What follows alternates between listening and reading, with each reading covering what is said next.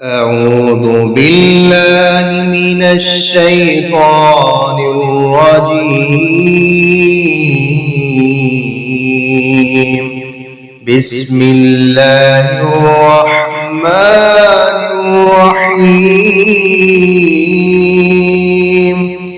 يا بني إسرائيل اذكروا نعمتي التي أنعمت عليكم وأني فضلتكم على العالمين.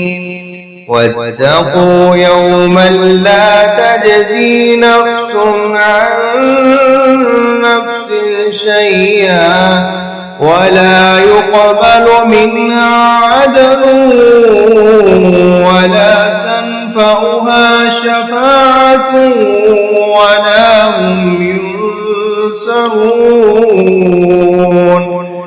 وإذ ابتلى إبراهيم ربه بكلمات فأتمهن قال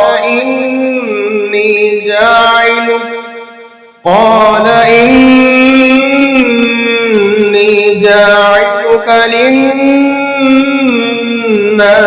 إماما قال ومن ذريتي قال لا ينال عهد الظالمين. وإذ جعلنا البيت مثابة للناس وأمنا واتخذوا من مقام إبراهيم مصلى وعهدنا إلى إبراهيم وإسماعيل أن طهرا بيتي للطائفين والعاكفين والركع السجود. اے بنی اسرائیل، میری نعمت یاد کرو جو میں نے تم پر کی، اور یہ کہ بلا شبہ میں نے ہی تمہیں جہانوں پر فضیلت بخشی. اور اس دن سے بچو جب نہ کوئی جان کسی جان کے کچھ کام آئے گی اور نہ اس سے کوئی فدیہ قبول کیا جائے گا اور نہ اسے کوئی سفارش نفع دے گی اور نہ ان کی مدد کی جائے گی.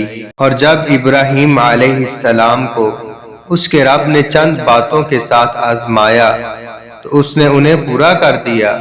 فرمایا بے شک میں تجھے لوگوں کا امام بنانے والا ہوں. کہا اور میری اولاد میں سے بھی؟ فرمایا میرا عہد ظالموں کو نہیں پہنچتا.